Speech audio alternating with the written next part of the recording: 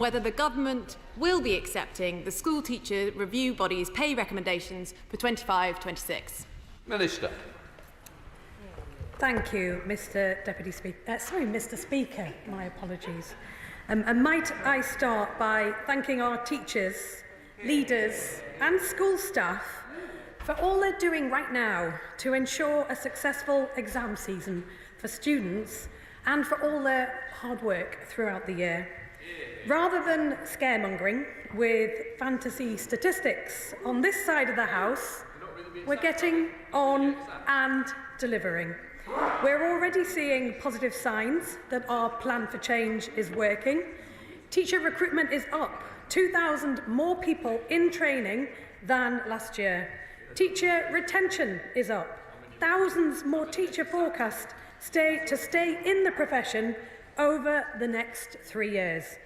This Labour government is getting on and delivering. And that's why, unlike the opposition who last year sat on the STRB report, hid from their responsibility and left it for Labour to sort out, this afternoon we will announce the Teachers' Pay Award, which will be the earliest announcement for a decade, because we understand the importance of giving schools certainty, giving them time to plan their budgets, and ensuring they can recruit and retain the expert teachers our children need. The Secretary of State's written ministerial statement will be coming out this afternoon, showing this Labour government once again is getting on and... Order. Can I just say, you're granted to UQ. Please wait where you can ask the question. I don't want yourself and Mr Brown to be a bad example of this school class. Minister. Thank you, Mr Speaker, because it is late before the House and it will be coming out this afternoon, showing once again this Labour government is getting on and delivering on our plan for change. Right, Shadow Secretary of State, Laura Trott. Mr Speaker, this is absolutely outrageous. It is astonishing that we've had to summon the government to the benches today, and they cannot even tell us what the pay rise they're going to get and whether it's going to be funded. That is not allowing us to scrutinise this in this House. The government said they would tax private schools to fund £6,500 more teachers, but the reality is that state schools haven't got any of that money. Instead of that, we've had broken promises on compensating schools for the jobs tax, confirmation from DfE itself that there will be a shortfall in teachers' pay funding that we are not allowed to discuss here today in this urgent question, and uncertainty as to what the actual pay rise is for teachers. It is a disgrace, and it is the opposite of what people who voted for Labour expected. All of this in the final 2 weeks that head teachers up and down the country have to decide whether to make teachers redundant in time for September. In fact, sadly, many schools will have already made the difficult decision to let good teachers go. These are job losses on her watch, due to her inability to provide schools with the clarity that they need. And please, don't just take my word for it. Dan Moynihan from the Harris Federation say they are proposing to make 40 to 45 teachers redundant. John Coles, the Chief Executive of United Learning, who runs 90 state sector academies, said the trusts have been left with a £10.5 million a year of unfunded costs. He said it's no good the Treasury waving their hands and saying efficiency. That will be 400 job losses. Sector-wide, that would extrapolate to ruinous harm in one of the well-functioning public services, tens of thousands of redundancies. Simon Pink, the finance director at the Elliott Foundation, which has 36 primaries, said this is the toughest budget for a generation. And one secondary school head teacher has already had to cut 2 teaching assistant posts and a teacher role due to rising national insurance and anticipated wage rises. Mr Speaker, what is the pay rise that the government is recommending for teachers? The Prime Minister's spokesman said on the 28th of April that there will be no additional funding for pay. Yesterday, the government started to U-turn on winter fuel. Will she now fully U-turn and fund the national insurance rise and agree to fully fund the pay increases, whatever they are? Minister. Thank you, Mr. Speaker. Neither I nor any minister in this government will take lessons from the members opposite, who, after 14 long years in power, had still not restored real-term spending in our schools to the level they inherited. The brass neck of the opposition is quite extraordinary. Members opposite would also do well to remember the difficult decisions that this government has had to take because of the utter mess they left behind. She was in the Treasury creating the mess. She knows very well what happened. Recruiting, retaining and supporting expert teachers is central to our vision for delivering high and rising standards in our school, and yet despite the challenging financial context, years of missed recruitment targets under the previous government, this administration is prioritising education and ensuring every child has access to a high-quality teacher. We are working at pace to ensure excellence for every child, and that's why we do remain committed to our manifesto pledge for 6,500 teachers, and to ensure that it does respond to the demand in secondary schools, special schools and in further education, because we know that high-quality teaching is the in-school factor that has the biggest positive impact on a child's outcomes, breaking down barriers to opportunity for every child. So clearly recruiting and retaining those high-quality teachers is absolutely central to our vision for delivering high and rising standards. That's why, despite the challenging financial context, years of missed recruitment targets, we're getting on and we're delivering on our plan for change. But she will have to wait, like everybody else, for the statement that she knows is coming this afternoon. Chair of the Select Committee, Helen Hayes. Thank you, Mr. Speaker. Teacher pay is absolutely vital for the status of the profession, for quality of life of teachers and for recruitment and retention of the vital, skilled and qualified staff who are the backbone of our education system. It is really important that the government's response this afternoon begins the work of restoring teacher pay after the last 14 years, where we have seen on any objective measure a shocking erosion in teacher pay under the previous government, which has affected recruitment and retention and has had a devastating impact on teacher morale. And the benches opposite would take note, should take note of that, and we would all benefit from a little more humility in the context of the legacy that they left behind. But can I emphasise to the Secretary of State today, and can I press her on the extent to which the pay award will be funded, because we know that there are extensive pressures already on school budgets and schools are very anxious about that matter. And can I also ask her about the question of support staff pay and whether the statement this afternoon will include support staff pay and whether it will also begin the process of restoring that, because we know how vital our teaching assistants and other support staff are in our schools as well. Can I thank the Honourable Lady for her very thoughtful contribution, and I do find it somewhat disconcerting that she is being barracked from members opposite when she performs a really important function for this House and is, very assiduous in holding the government to account, and rightly so, that is her role. She quite rightly reflects upon the degradation of teachers' pay over the last 14 years. Indeed, the first thing this government did was get the STRB recommendation from last year out of the drawer and actually process it, something that the last government just hid and, quite frankly, ran away from. We implemented the 5.5% pay award. We absolutely recognise that this is a really important part of ensuring we have the high quality teachers that we need. The starting salary for teachers is now at least £31,650 outside of London and at least £38,766 in inner London. And we are making progress. We are seeing the green shoots of more teachers joining the profession, more teachers staying in the profession, and we will continue to support that trajectory in any way we can. She rightly draws on the really vital work in schools of support staff too, and the government's approach in respect of that will indeed be confirmed, as will all of the details that the Honourable Lady so keenly anticipates in the written ministerial statement this afternoon. Munira Wilson, Liberal Democrat spokesperson. Thank you very much, Mr. Speaker. Each and every week I hear from teachers and school leaders in my own constituency and across the country.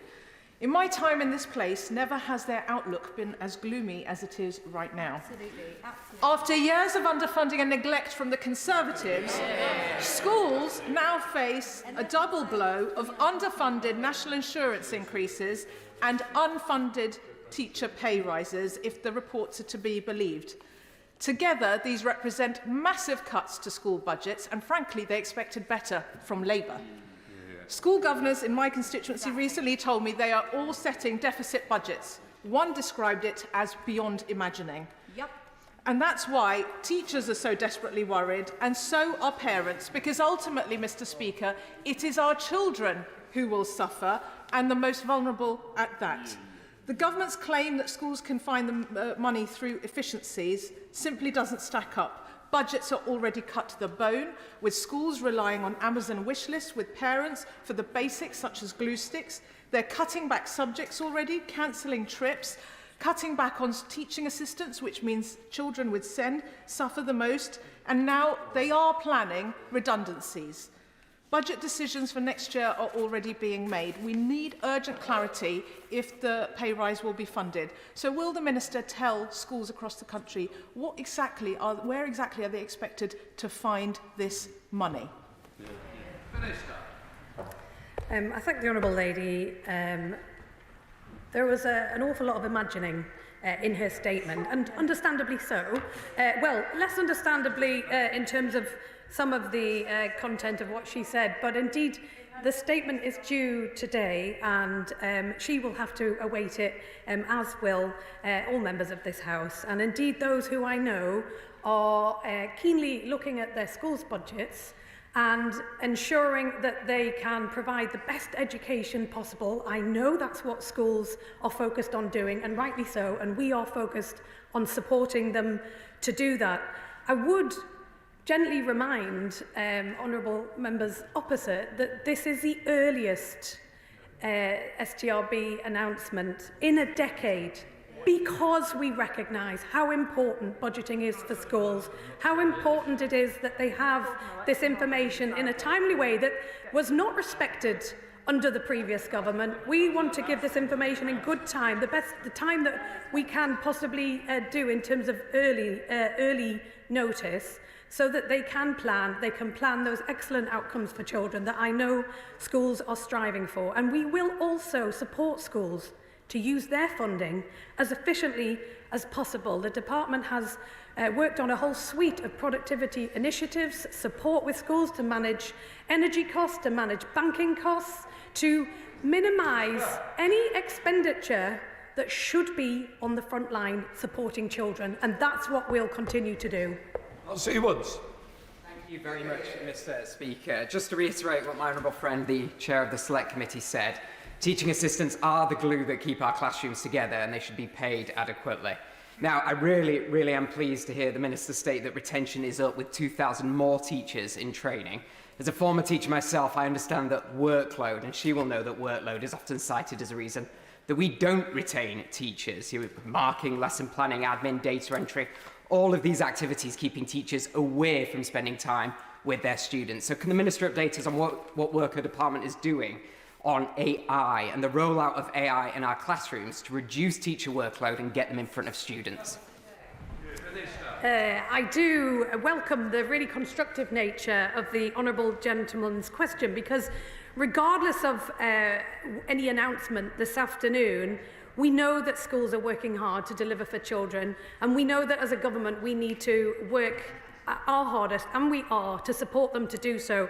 And that means a whole range of productivity that will support teachers with their workload, support schools with their costs, making sure that we do grab the opportunity of technological developments to ensure that any teacher time is maximised with children in the classroom, helping them with their learning, and indeed being supported with technology to maximise that outcome for children. And so we'll continue to work. We are very much looking forward, and unfortunately the benches opposite just seem to constantly be looking back. Dr. Caroline Johnson. Mr. Speaker. Mr. Speaker, I think for the government to come here today and say in full knowledge of what their pay rise intentions are, and to refuse to say so until this afternoon to avoid scrutiny is disrespectful to this House, every member, every constituent, every teacher, and if I may say so as well, Mr. Speaker, somewhat cowardly. Mr. Speaker, schools across my constituency find themselves short of money to cover the national insurance bills. 5 schools in my constituency that have approached me are £176,000 short between them. Does the Minister know how many schools are short of money to pay the national insurance bill? On the Honourable Lady's initial comments, there are processes and procedures in this House that we respect, and we respect this House, and we will continue to do so. And there is a process by which this statement and these announcements will be made, and she will have to wait alongside everybody for the process that we adhere to in this House to be administered.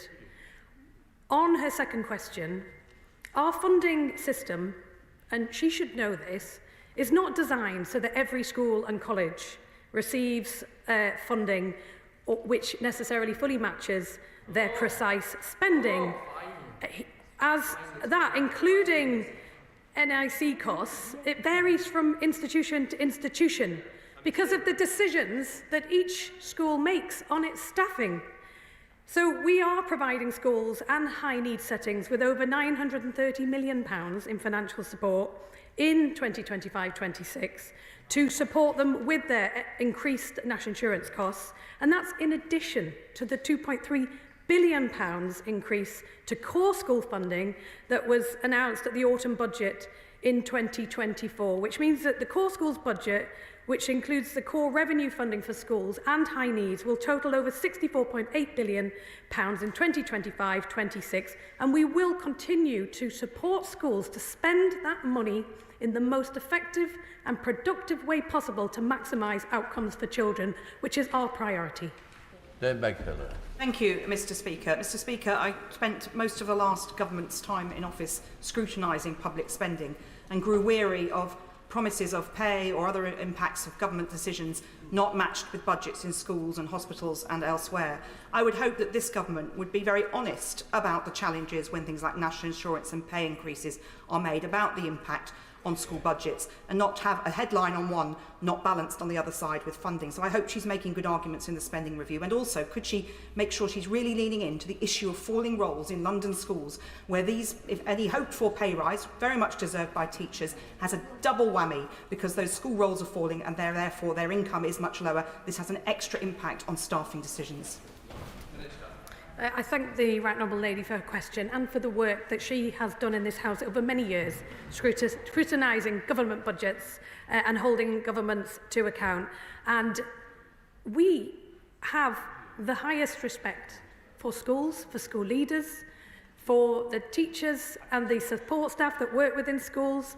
We recognise the challenges that are faced across the public sector in making sure that every public penny that is spent in the most efficient way possible, but also maximises the public benefit as far as possible. We are working incredibly hard in the department, as I know we are across government, to get maximum output for public money that, quite frankly, was the public sector was quite frankly neglected by the previous government over 14 years, and we are picking up the pieces of that, but we will continue to work hard to do so.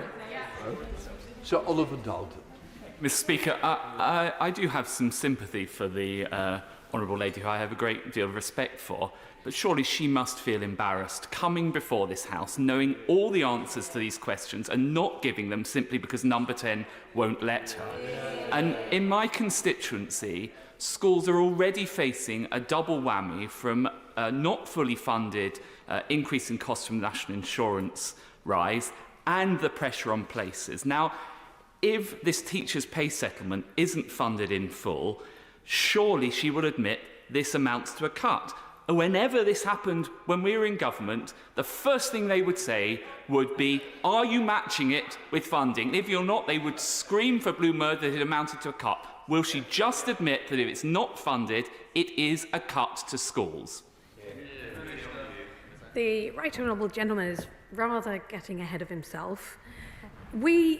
What I will say to his question, because he was in the last government, and we were left with an appalling inheritance, and we are taking tough decisions to fix the foundations, to bring back stability, because education is a priority for this government. That's why we are rebuilding the crumbling schools that they left.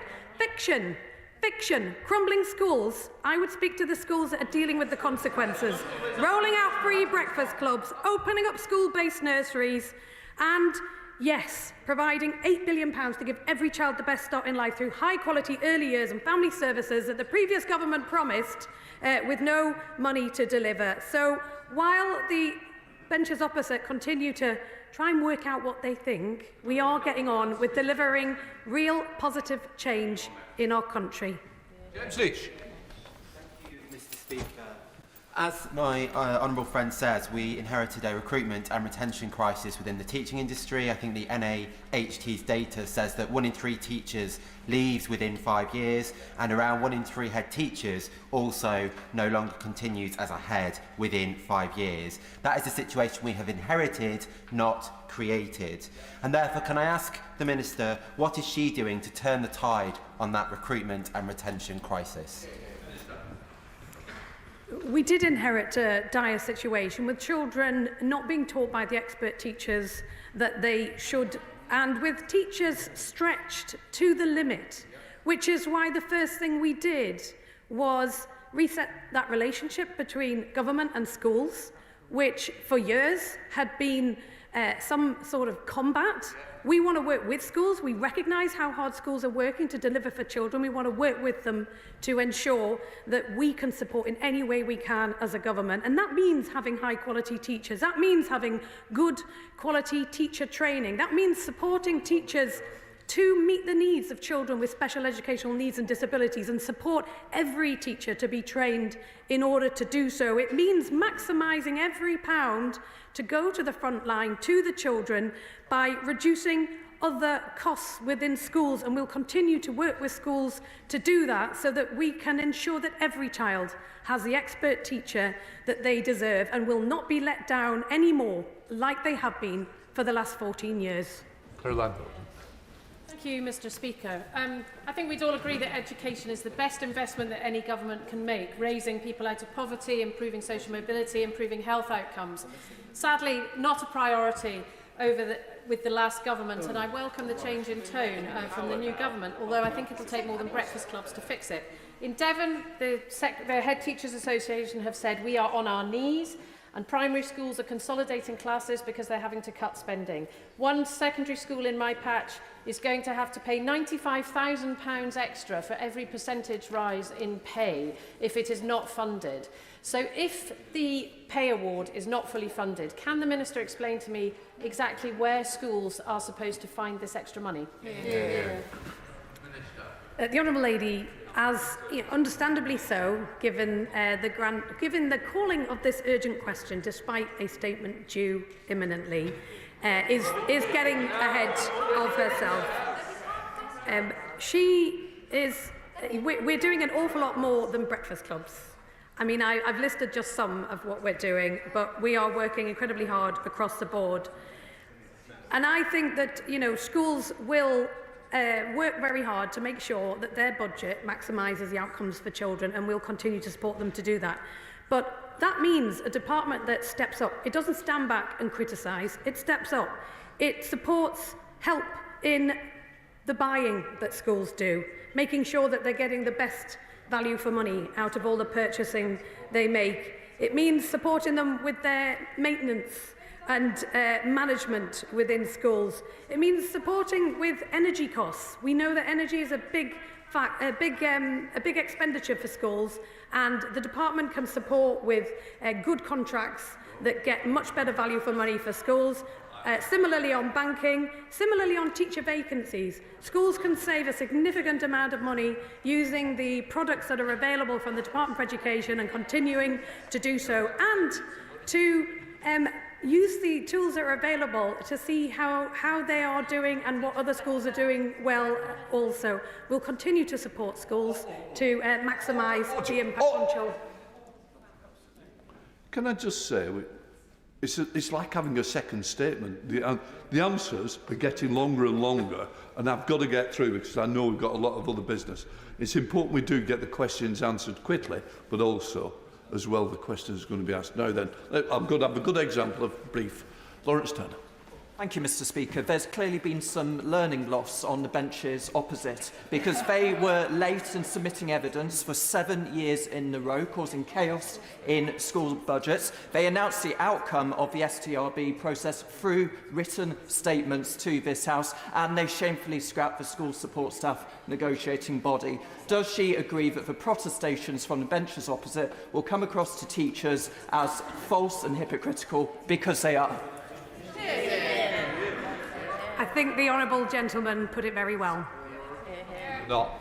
Thank you, Mr. Speaker. Look, one of the things that I think we should be proudest of in England is the success of English schools over the last 10 to 14 years. Frankly, the difference in outcome in England from Labour-run Wales or SNP-run Scotland has been really very striking, demonstrating the brilliance of teachers across the United Kingdom, sure, but the different systems that enable those in England to flourish. Now, while I do welcome the fact that she's bringing this statement out early, and I appreciate the work that the government has done on that, I'm afraid I do share with my right honourable friend and my honourable friend who's no longer in her place the frustration that she must appreciate from when she was sitting on these benches only a few months ago, and no doubt will be in only a few years' time. That the reality is that it's very, very difficult. That it's very, very difficult to be able to represent those who send us here if we're not given the information. Now, I was sent a letter by Simon Beamish, who runs the Lee Academy Trust, and he's already told me that in schools in West Kent, in my area, they're going to have to make redundancies or make choices based on the unfunded pledges that have already been given. Will she make the commitment that the next pledges will be funded? Minister, that was a very... It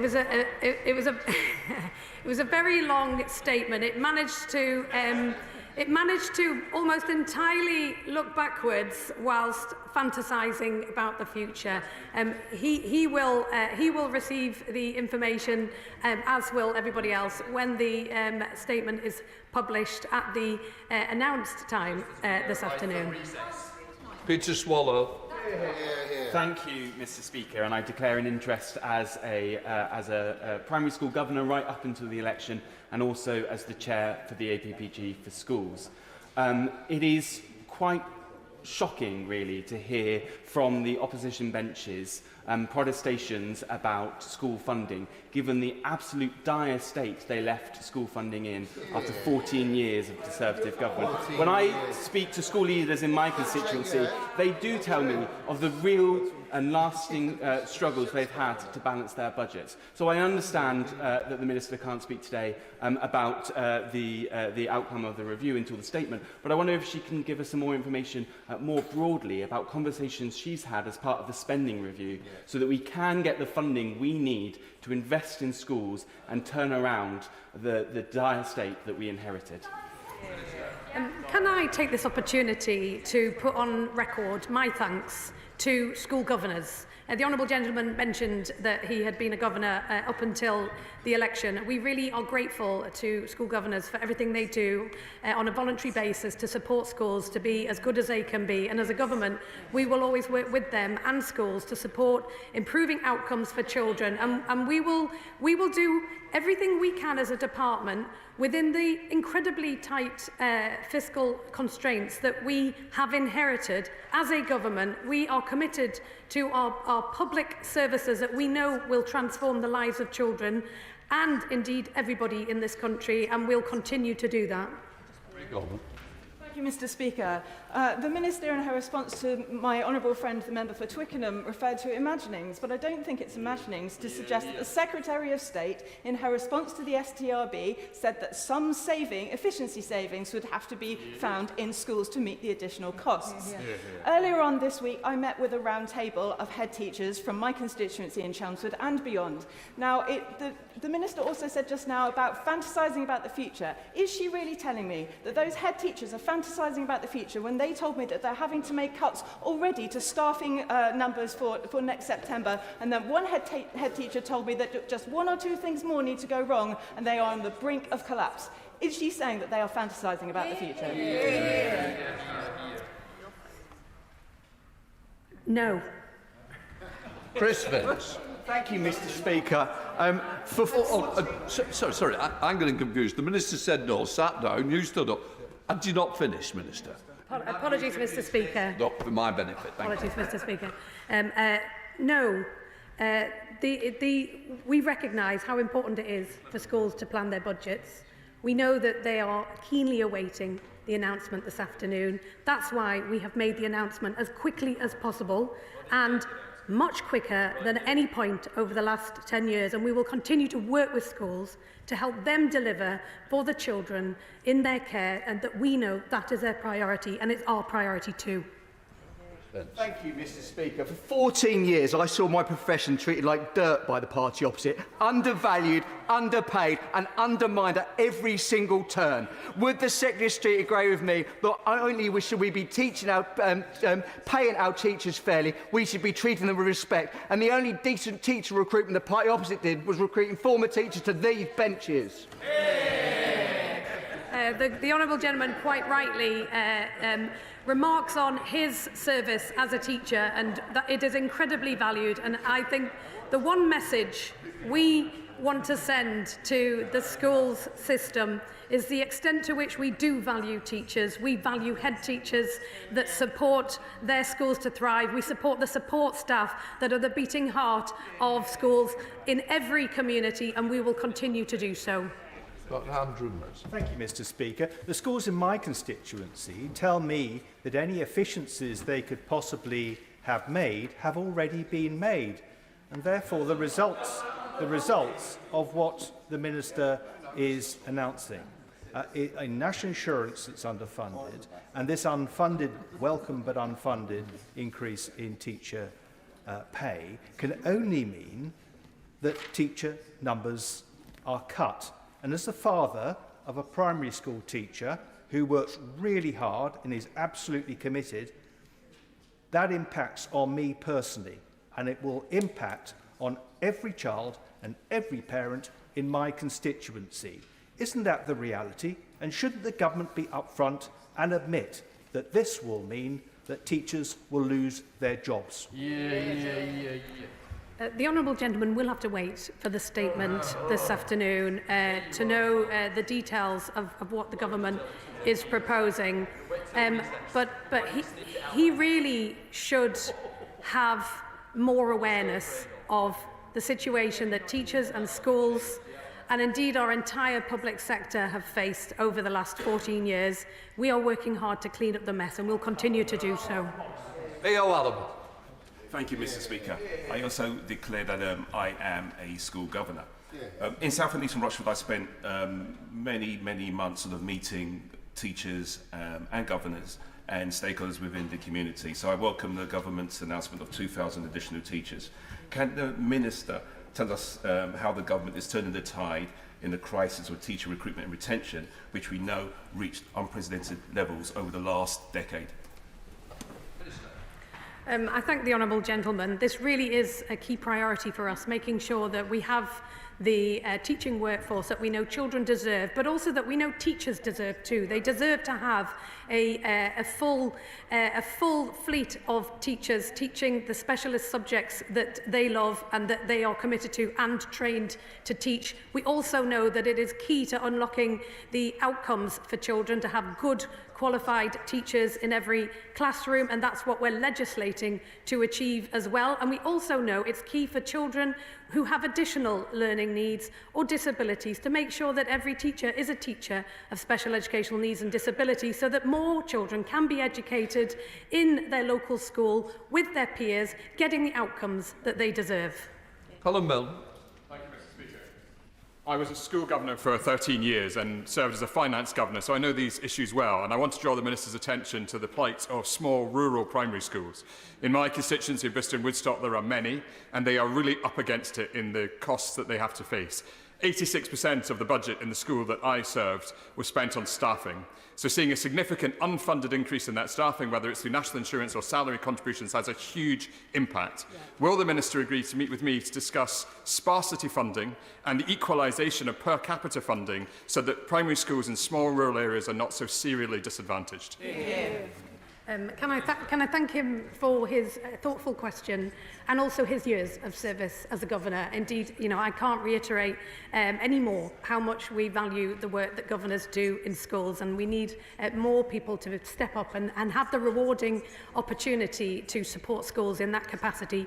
He rightly raises challenges that we know differ across schools, which is why the school funding isn't uniform across schools. It varies according to circumstances, and we are looking at the funding formula to make sure that it does allocate that resource where it is most needed, where it can give the greatest outcome and the greatest benefit.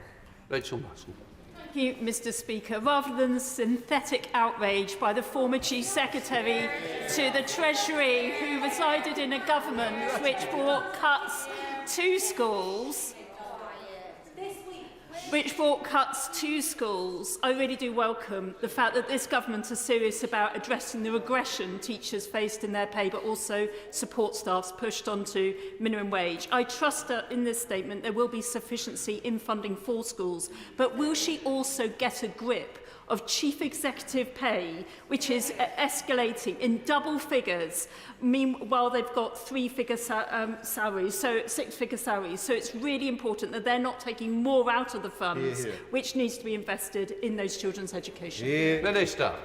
The Honourable Lady speaks with great insight. I know she cares passionately about these issues of maximising the outcomes for children, and I know that every school leader will want to ensure that any decisions they make on pay, indeed at any level within a school, but particularly at the senior level, that they will be prioritising the children and the outcomes for them in any of those decisions that they make.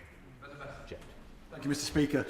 Schools in my Huntingdon constituency are telling me they're struggling with serious pressure being put on their staffing budgets, not only by the national insurance contribution increase, but also exacerbated by the appallingly slow approval rate of SENIF and EHCPs by now Lib Dem-run Cambridgeshire County Council.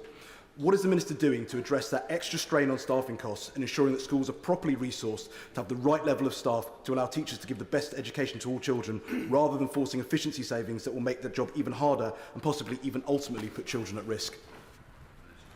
The Honourable Gentleman raises a really important point and has done so very thoughtfully and constructively, because we recognise that whilst there is synthetic outrage from some parts of the benches opposite, we recognise that schools are grappling with ensuring the greatest outcomes for their budget, and that is a challenge that they rise to year on year, and it's a challenge that we will continue to set, because we won't shy away from ensuring that every public penny that is spent delivers on the front line for children, delivers for teachers, that we have them in the right capacity within our school, but also that they have the training to support children with special educational needs. We are determined that more children get that education with their peers in a mainstream setting, but we recognise the schools need support to deliver that, and we are working on reforms at pace, whilst getting on with also delivering a whole range of interventions for schools to support them in making progress already.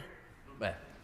Mr. Speaker. I hadn't planned to speak on this statement, but I have to say I was pretty surprised by the tone the opposition struck. I'll never forget doing my PGC and finding one of my professional mentors, a teacher for years, crying at her desk because of the pressures that they put her under, and many teachers across our country. Isn't it the case that they left our teachers overstretched and undervalued, and this is a government that is taking a different approach? I couldn't put it better myself. Claire Young. Thank you, Mr. Speaker. The Minister has admitted that not all schools will be fully funded, but blames that on choices the school have made about their staff. Does the Minister accept that schools cannot fully control the profile of their staff?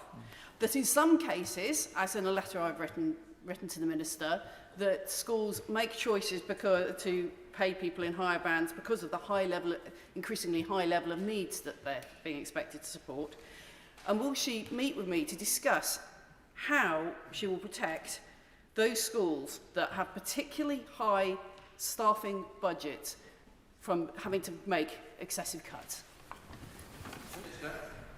I'm not really sure about the premise of the Honourable Lady's question, or what she thinks may or may not have been said ahead of a written ministerial statement that is due to be published at 1 p.m. today.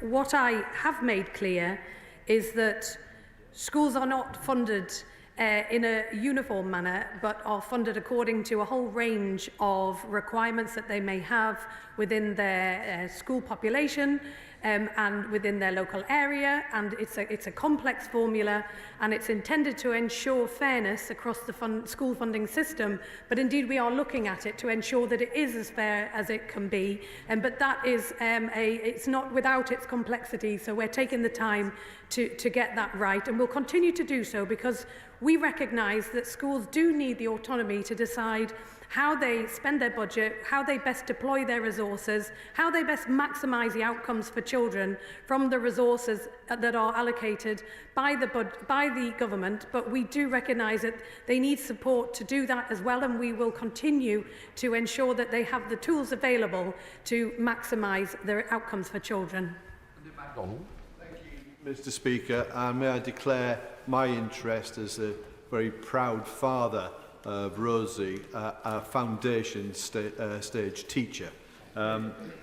This government, Mr. Speaker, showed what Labour is about when it came in and immediately awarded above inflation 5.5 rise to start clawing back the demeaning and disrespectful public sector cuts of around 20% in real terms delivered by the Tories. The Government 2.8 submission to the peer review body is below the latest current rate of inflation and is not funded through additional finance and will come at the expense of other provision. It's been reported that the school teachers peer review body is recommending close to 4%. So will the government commit to a long-term plan of restoring teachers' pay in real terms and address the recruitment and retention crisis in education? He tempts me down all sorts of paths of anticipating the statement that is due later, but he quite rightly recognises the importance of ensuring that teachers are recognised, are valued, are rewarded, that we do have sufficient teachers, that we have an attractive profession, that bright people like Rosie want to join, want to contribute to, and we'll continue to work to deliver that for the children and the schools in this country. Speaker, one of the biggest drivers of satisfaction of any profession is where the settlement meets inflation and expectations of inflation. What assurance can the Minister give the House on whether the settlement that is announced later today will take account of the vastly higher inflation rate than would have been anticipated when this settlement was actually resolved? I'm afraid the member will have to wait for the statement this afternoon. I appreciate it is keenly anticipated, but we are committed to ensuring schools can deliver for children. That is our top priority. John Slinger. Thank you, Mr. Speaker. I'm proud to declare an interest that I'm the son of a teacher. I know that while the Tories often wax lyrical about how business adds value to our economy, which of course it does, They often omit to say that it is our teachers who educate those who go on to work in business, and they add huge value, and it should be the most esteemed of professions. Yeah. So can the Minister explain how Labour is overturning the teacher recruitment and retention crisis that we inherited from the party opposite? He's absolutely right to identify that we inherited a crisis. We inherited a teaching profession in crisis. We immediately, on entering government, instituted the 5.5% pay award. We continue to support teachers to manage, schools to find ways to support teachers in managing workload, in managing well-being, in making teaching the attractive profession it should be that, as he rightly points out, is the springboard to so many bright futures for children, but we want to ensure that's for every child, excellence for every child, not just some children, as we've seen over the last 14 years. Richard Holden. Thank you very much indeed, Mr. Speaker. Education questions. I raised concerns from head teachers in Basildon and Billericay about school funding, and also directly questions from school support staff already being told they're being made redundant because of the National Insurance Jobs Tax. Exactly. Can the Minister explain to them and to me why this government has gone back on its promise to ensure that all the costs of the jobs tax will be covered by this government? The government has, as I've already set out, has given a significant settlement in recognition of the national insurance costs. We'll continue to work with schools to ensure that they can deliver for children in their areas, and we'll continue to listen to the sector as well to ensure that we work in partnership to deliver for children, a partnership that was sadly lacking in the last 14 years, and he was very much part of a government that delivered on the desperate situation that we have found schools and teachers to be in, and one that we are working very hard to turn around. John Milne. Thank you, Mr. Speaker. Over the last 6 months, I've visited most of the schools in my constituency of Horsham, and the message I am getting loud and clear is that they are on the brink, especially over SEND provision, which threatens to throw into sharp reverse any progress in educational standards. I asked the government to be honest about the real state of funding, and that we don't make statements that are not fully funded, and that applies to existing services such as SEND provision and the cost of school dinners. I do hold the new government to a higher standard, and I ask her to be completely honest about the real state of affairs. Thank you. I thank the honourable gentleman and recognise the challenges that he sees within the school system. We did without doubt inherit a SEND crisis. It was described by the previous Secretary of State for Education as lose, lose, lose. And she wasn't wrong. And we are working at pace to fix it, and we recognise that schools are grappling with many challenges, and we'll continue to support them to do that, because we know that that is how we deliver for the children in this country, which is what we are committed to do. The honourable members just walked right across. I can't believe that. Please. The Minister was answering. We're not going to have an argument. As a member of the panel, I hope that you would respect the rules better of the House. Greg Smith. Thank you, Mr. Speaker. I'm full of admiration for all the hard-working teachers across the Mid-Buckinghamshire constituency and indeed across the whole country, and should say my sister-in-law is a secondary school English teacher. But I have no doubt that every single teacher and head teacher, either watching this live or watching it back later, their jaws will have been on the floor to hear the Minister say that she wants to give them time to plan but won't tell them what funding settlement they are actually going to get to pay for it. It is inconceivable that she doesn't know the answer to those questions for a statement to be published at 1 o'clock. So perhaps she can answer. Is it, as my right honourable friend for Hertsmere said, that Number 10 have told her not to? Or perhaps better still, is it because the department is in a live negotiation, or some might say row, with the Treasury to try and get that settlement for our teachers? What a ridiculous question. And as somebody who has a family member who is a teacher, he should have more respect for their profession, for the work that they do, and also more acknowledgement of the fact that we are delivering the planning time for schools in terms of their budgeting, way above anything his government delivered in the last 10 years. Charlie Maynard. Mr. Speaker, the Minister and many in the Chamber have mentioned teaching support staff. They make up half of the school workforce, yet have no statutory pay body to represent them, and many support staff are left without a voice in discussions on their pay, terms and working conditions. I hear this time and time again in my Witney constituency and schools throughout that.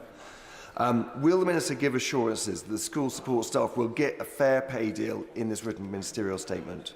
He is right that the pay negotiations for support staff are as part of the National Joint Council for Local Government Services. We recognise the challenge that he also identifies, which is why we have legislated for the school support staff negotiating body to be re-established, which the last government abolished, to ensure that support staff do have that strong voice as part of these conversations, because we recognise that strong role that they have within our schools. Thank you, Mr. Speaker. Can I take this opportunity to raise the concerns about our further education college teachers, because there's a real shortage of skilled workers in this country, and one of the reasons for that, we have an undervaluing and in turn underinvestment on our FE college teachers. In fact, they are paid £9,000 less than their peers, and no wonder 50% of them leave within the first 3 years of employment. So does the Minister recognise the vital role of our FE college teachers in our education system, and will they be in the government's plans for a fairer and better future for everybody? Thank you, Minister. We absolutely recognise the vital role that all of those who work with 16 to 19-year-olds, whether that's in a school setting, whether that's in a college, in an FE setting, and to ensure that they are respected and valued, and really do provide that springboard for young people, or indeed people of all ages as well, to launch into their future careers, and we'll continue to recognise and support the sector. Richard Ford. Thank you, Mr. Speaker.